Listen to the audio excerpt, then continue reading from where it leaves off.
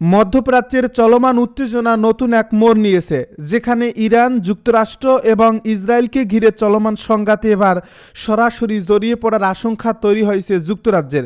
কারণ ইরানের গুরুত্বপূর্ণ মিসাইল স্থাপনাগুলোতে হামলা চালানোর জন্য যুক্তরাষ্ট্রকে নিজেদের সামরিক ঘাঁটি ব্যবহারের অনুমতি দিয়েছে লন্ডন, যা আন্তর্জাতিক অঙ্গনে ব্যাপক আলোচনার জন্ম দিয়েছে এবং একই সঙ্গে ইরানের তীব্র প্রতিক্রিয়া সৃষ্টি করছে।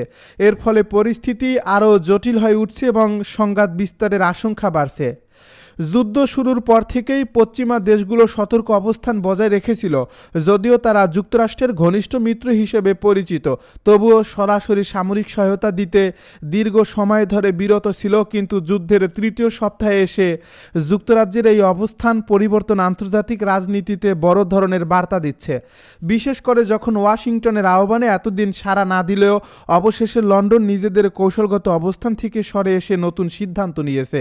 বিশেষ করে শুক্রবারের নেওয়া এই সিদ্ধান্তের মাধ্যমে যুক্তরাষ্ট্র এখন ইরানের বিরুদ্ধে সামরিক অভিযানে যুক্তরাজ্যের ঘাঁটি ব্যবহার করতে পারবে, যা আগে সীমিত এবং প্রতিরক্ষামূলক ব্যবহারের মধ্যে সীমাবদ্ধ ছিল। তবে এখন তা আক্রমণাত্মক অভিযানের ক্ষেত্রেও প্রযোজ্য হয়েছে বলে ধারণা করা হচ্ছে। যদিও ব্রিটিশ কর্তৃপক্ষ দাবি করছে যে এই অনুমতি শুধুমাত্র নির্দিষ্ট লক্ষ্যবস্তু, বিশেষ করে হরমুজ প্রণালীর আশেপাশে অবস্থিত মিসাইল ছাদগুলোতে হামলার জন্যই সীমাবদ্ধ থাকবে। তবুও বাস্তব পরিস্থিতিতে এর প্রভাব অনেক বিস্তৃত হতে পারে বলে বিশ্লেষকদের ধারণা। যুক্তরাষ্ট্র দীর্ঘদিন ধরেই যুক্তরাজ্যের বিভিন্ন সামরিক ঘাঁটি ব্যবহার করে আসছে, যার মধ্যে ভারত মহাসাগরের কৌশলগতভাবে গুরুত্বপূর্ণ দিয়াগো গার্সিয়া ঘাঁটি এবং অন্যান্য বিমান ঘাঁটি উল্লেখযোগ্য। এই ঘাঁটিগুলো থেকে পরিচালিত যে কোনো সামরিক অভিযান সরাসরি আঞ্চলিক নিরাপত্তার জন্য প্রভাব ফেলতে পারে। এর ফলে যুক্তরাজ্যের এই সিদ্ধান্ত কেবল একটি সামরিক সহযোগিতা নয়, বরং এটি পুরো অঞ্চলের ক্ষমতার ভারসাম্যকেও প্রভাবিত করতে পারে। এদিকে যুক্তরাষ্ট্রের প্রেসিডেন্ট ডোনাল্ড ট্রাম্প প্রকাশ্যে এই বিষয়ে মন্তব্য করে বলেছেন, যুক্তরাজ্য সবসময় যুক্তরাষ্ট্রের সবচেয়ে ঘনিষ্ঠ মিত্রদের একটি হলেও এবারের সিদ্ধান্ত নিয়ে তারা অস্বাভাবিকভাবেই দেরি করছে। তিনি জানান যে সাধারণত যে কোনো সংকটে ব্রিটিশরা দ্রুত সাড়া দেয়, কিন্তু এবার তাদের প্রতিক্রিয়া ধীর ছিল, যা তাকে বিস্মিত করছে। একই সঙ্গে তিনি এই সম্পর্কের গুরুত্ব তুলে ধরে আরও দ্রুত এবং সমন্বিত পদক্ষেপের প্রত্যাশা করেছিলেন বলে উল্লেখ করেন। অন্যদিকে যুক্তরাজ্যের এই সিদ্ধান্তকে সরাসরি উস্কানিমূলক হিসেবে দেখছে ইরান। দেশটির পররাষ্ট্রমন্ত্রী আব্বাস আরাকচি সামাজিক যোগাযোগ মাধ্যমে এক বিবৃতিতে তীব্র প্রতিক্রিয়া জানিয়ে বলেন, এই পদক্ষেপের মাধ্যমে ব্রিটিশ প্রধানমন্ত্রী কিয়ার স্টারমার নিজেদের দেশের নাগরিকদের অপ্রয়োজনীয় ঝুঁকির মধ্যে ফেলছেন।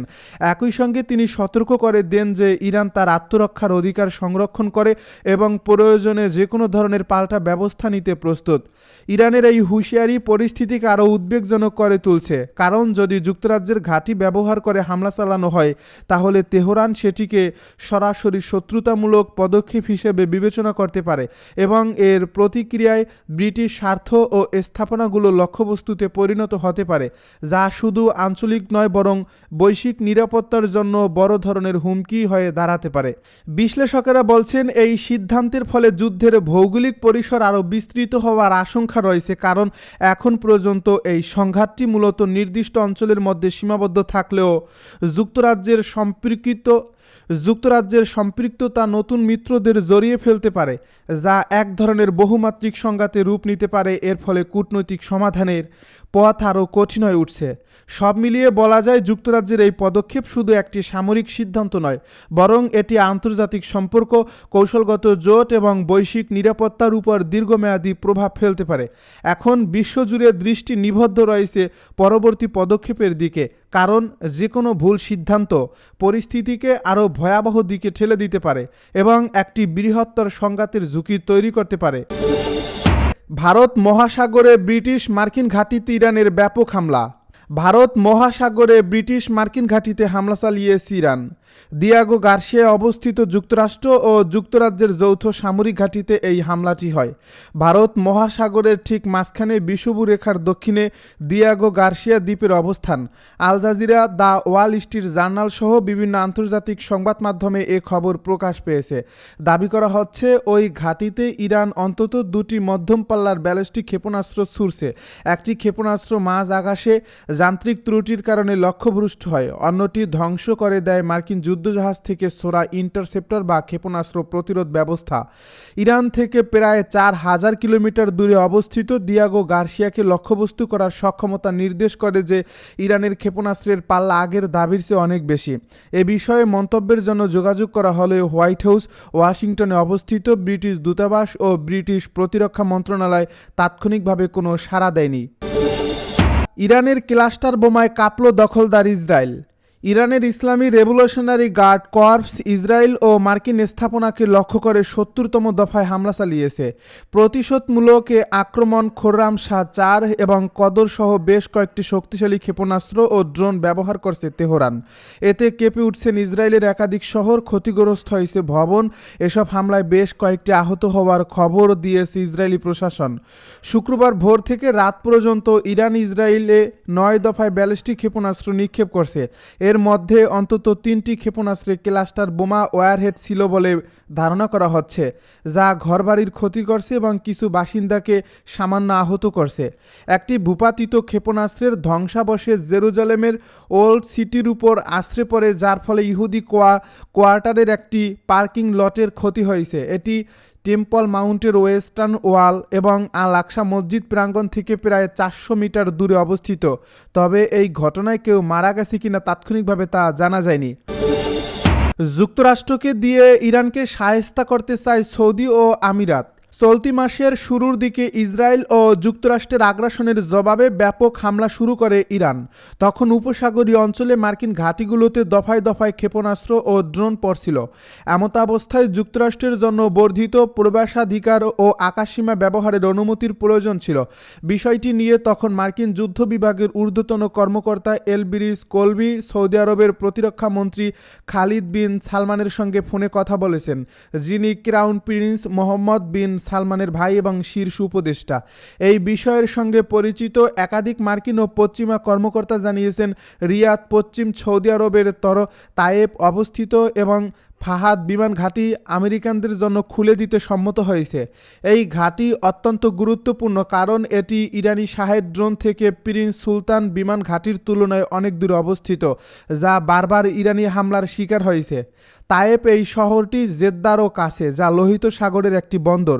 ইরান কার্যকরভাবে হরমুজ প্রণালীর নিয়ন্ত্রণ নেওয়ার পর থেকে জেদ্দা একটি গুরুত্বপূর্ণ লজিস্টিক হাবে পরিণত হয়েছে।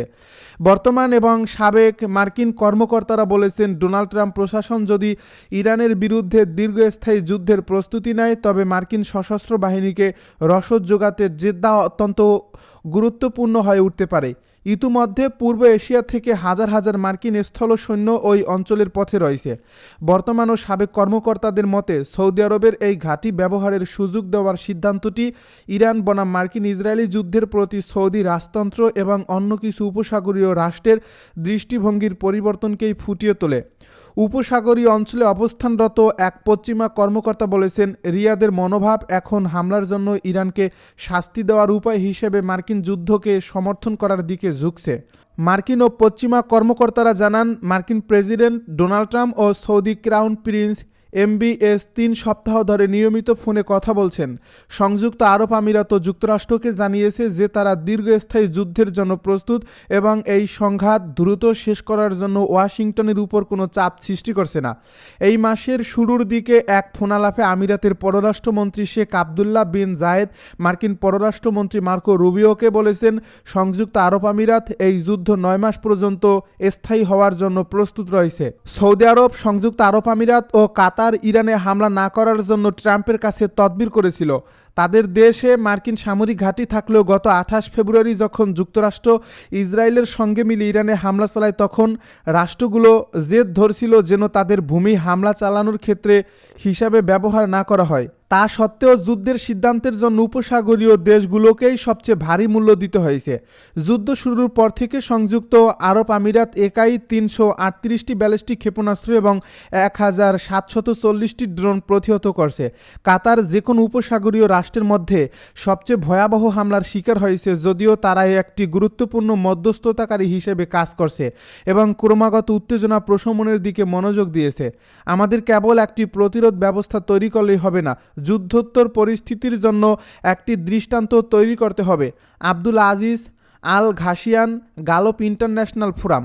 এই সপ্তাহে ইরানের সাউথ পার্স গ্যাস ক্ষেত্রে ইসরায়েলি হামলার জবাবেই ইরান কাতারের রাস লাফান শোধনাগারে ক্ষেপণাস্ত্র নিক্ষেপ করছে।